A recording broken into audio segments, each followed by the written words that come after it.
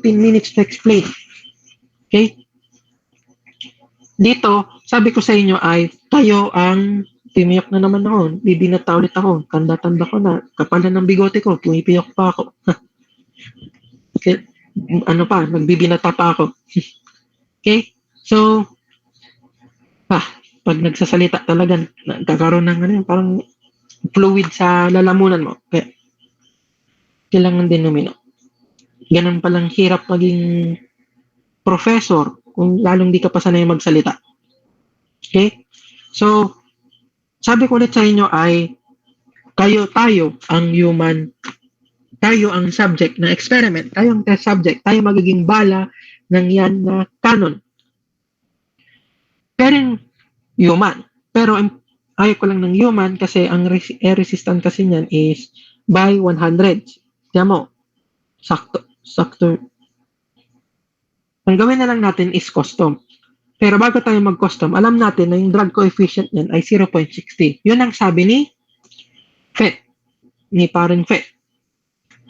Kasi may sinerch ako, 0.47 yung drag coefficient natin eh. Pero susundin na lang natin si FET. Punta na lang tayo sa custom. So, ito yung custom. Ito yung nakita natin sa table 1. Ito yung ilalagay natin. Itong air resistance, kapag nasa actual setup tayo, off yan. Kasi actual eh. Ibig sabihin yung totoong value talaga. And kung mag-experimental setup na tayo, i-on natin si air resistance. Okay, ako ang magiging test subject. Ako yung magiging test subject nyo. My first year college na dimension. Initial speed is 20. Ito initial speed is 20. Mass natin ay, pumasok ako ay 60 kilograms. Mga isang ubo na lang, mga ilang ubo na lang ako pumasok ng high school. Then, sa diameter, paano natin masolve yung diameter? Yung diameter ay magbe-base sa inyong waistline. Yung waistline ko noon ay sabihin natin 30 inches ang aking waistline. Assume natin yung waistline ay circumference ng bilog. Yung kaya di-divide natin sa dalawa. Ay, yung circumference pala, yung waistline talaga is parang circumference na din. Is assuming na may shape tayo, which is circle. So, may shape talaga tayo dito, bilog. Kaya, magiging 30 divided by 2 is 15 inches. Sabihin natin, yung kalahating circumference, yan yung parang linear length ng katawan. So, 15 inches yung lapad mo, convert na lang natin into meters.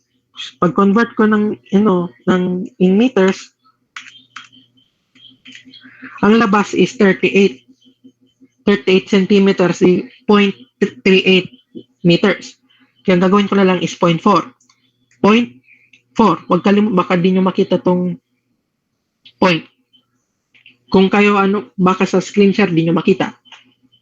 0.4. And yung gravity natin, dahil yung gravity natin is 9.8 lagi. Kasi yun ang nasa libro eh.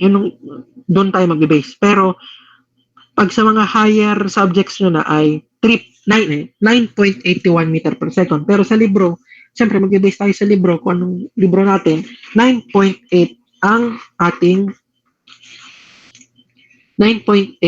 ating gravity. Then, drag coefficient ay sabi ay 0.60 and altitude ay 22 meters. Sir, bakit may altitude? Siyempre, yung kapal ng hangin. Habang tumataas yung altitude, numinipis yung hangin. So, yung air resistance niyan, bumababa pag nasa taas na. Kaya may altitude. So, assume natin na wala muna. Actual setup. Then, ito ang pag-fire niya. Okay? I-zoom out ko. Ay, 40. Gawin na lang natin 45.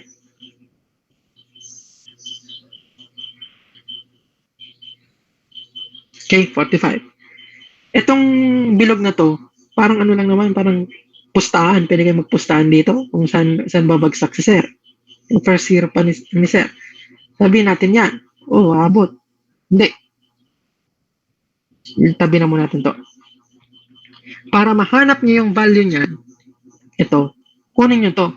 Then itong bilog na to, itong parang bilog na may cross, lagay nyo dito sa mismong. Then ang range ko is 40.82 meters. At ang time niyan ay 2.89 seconds. Okay? Yun na ang actual natin, 40-45 degrees. Then kayo na lang bala. May mga firing angle niyan. Then for the experimental setup, lagyan natin air resistance. May drag coefficient na tayo, then altitude. I-fire na ulit natin. Okay. Pansin nyo ba yung difference? Mas malayo yung actual kaysa sa experimental. Di bababa natin to. 2.87 seconds and 39.83 meters yung experimental setup. So, ito, yung 40.82, di 39.83. So, assuming na isolve ko yung experimental error, which is 40.82 minus 39.83 and over ano yung actual natin is 40.82 ang ating denominator times 100%. Ang percent error niya ay 2%. So 2% yung naano niyan. So kita nyo yung kung bakit na-compare natin yung percent error. Ibig sabihin, kung nag-experiment tayo, ay talagang may mga other external factors. Pwedeng sira yung aparatus, sira yung pag-measure yung ruler, o sira yung kagrupo mo. Trust me, based on my experience, may mga sira talaga sa kagrupo. Na hirap pakisamahan. Okay? So, yun lang naman ang ating experiment. So, may tanong lang ako sa inyo. Say na in a actual setup. Assuming na same lang initial speed, pero yung mass ay naging tapos na ako sa aking college journey. Sabi natin 80 kilograms. So, meaning 20 kilograms worth of knowledge ang aking nakuha pagkatapos. Then yung diameter ko, sabihin natin sobrang lapad ko talaga. 1 meter. Sabihin natin 1 meter yung lapad ko. Proof of concept. Ay, gawin muna natin 60. Mali. 60 and 0.4. 0.4. Sabihin natin 0.4. 0.4. Enter. I-fire natin to. So, ang labas niyan is 40.82. 40.82. Then, gawin na lang natin is lumaki na ako. 80. Then, lumapad pa. 1. Sa tingin nyo ba mag-iiba ba? Mag-iiba ang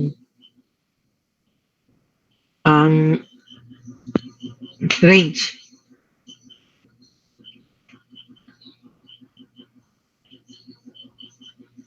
Okay, walang sumagot. Okay lang. Tingnan natin kung mag-iiba.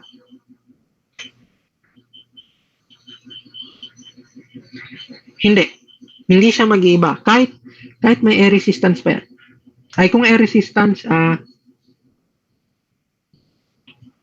hindi pala. Air resistance is magbabago niyan.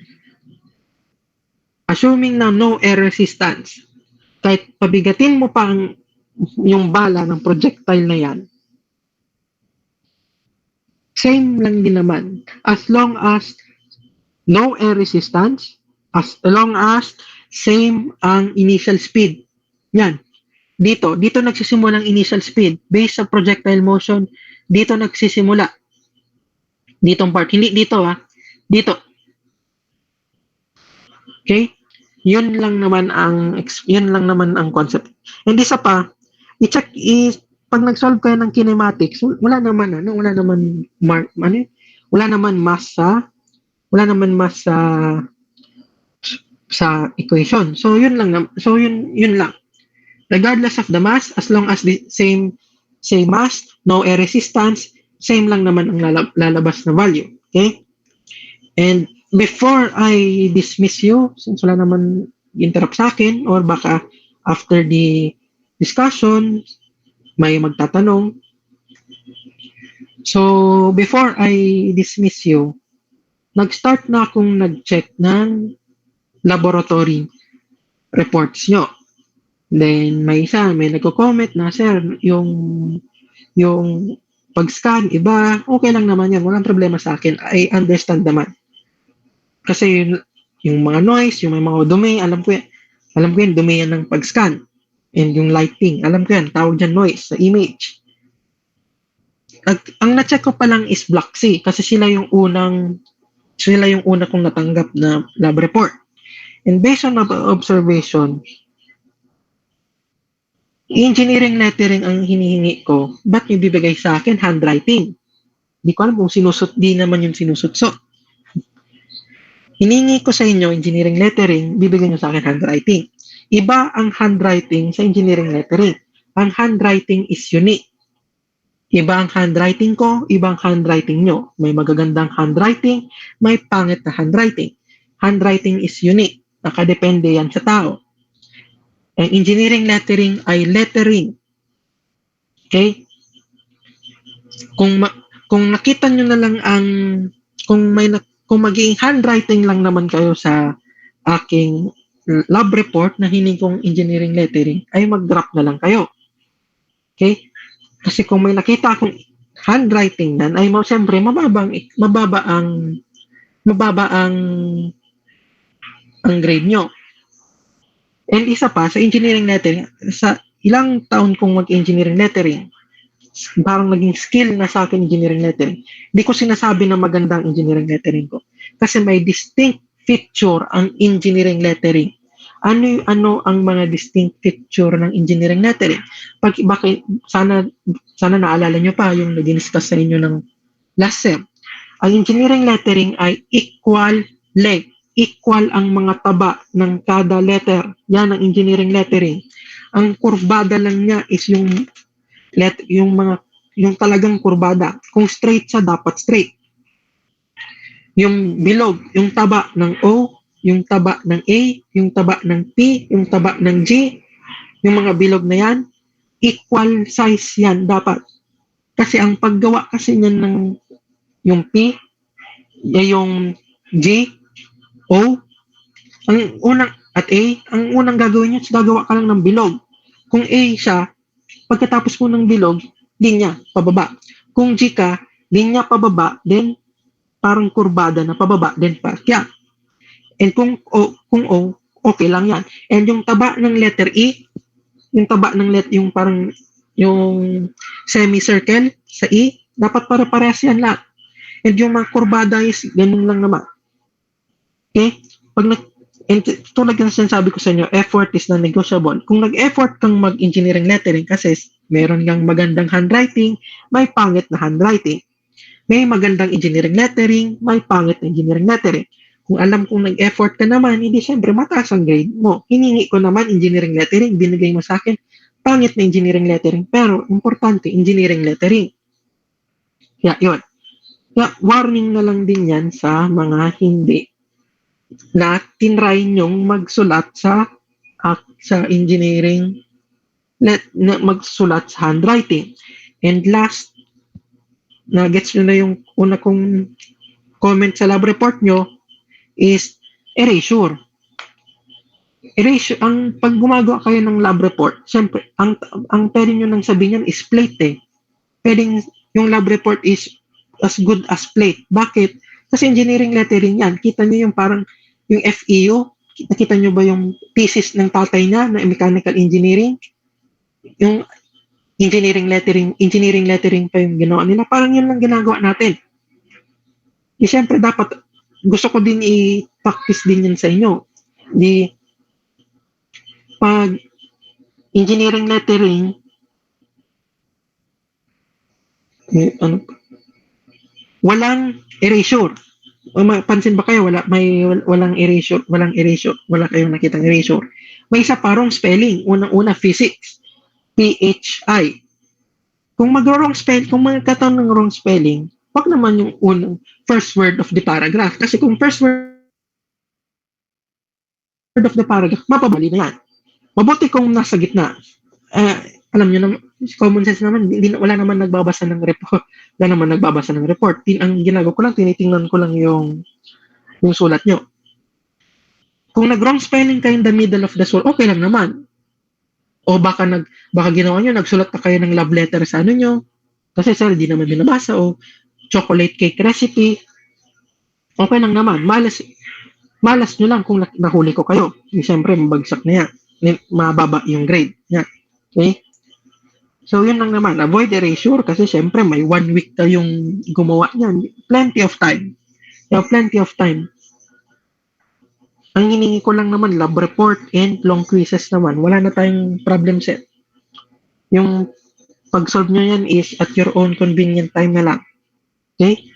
Then, yung mga nagtatanong na, sir, yung pag-scan ko, mali. Okay lang naman, walang problema. Napapansin ko yan.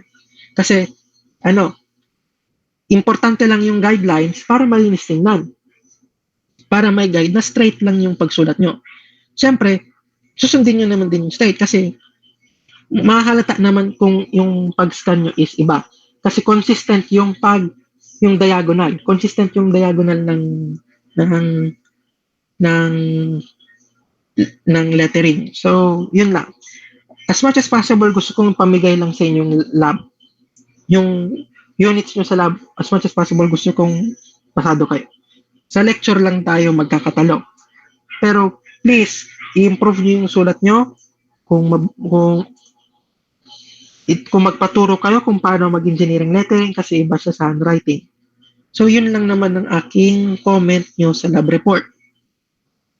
And kung wala na, dismiss. And isa pa, thank you sa mga, andito pa sa, I think 19 students. Thank you sa, stay sa aking lecture and good luck sa inyong studies sa other subject. Kasi may nakita kong isang story na ang daming to-do list. Stressful talaga sa inyo. So as much as possible, long quiz lang at laboratory. So yun lang, class dismissed and ingat.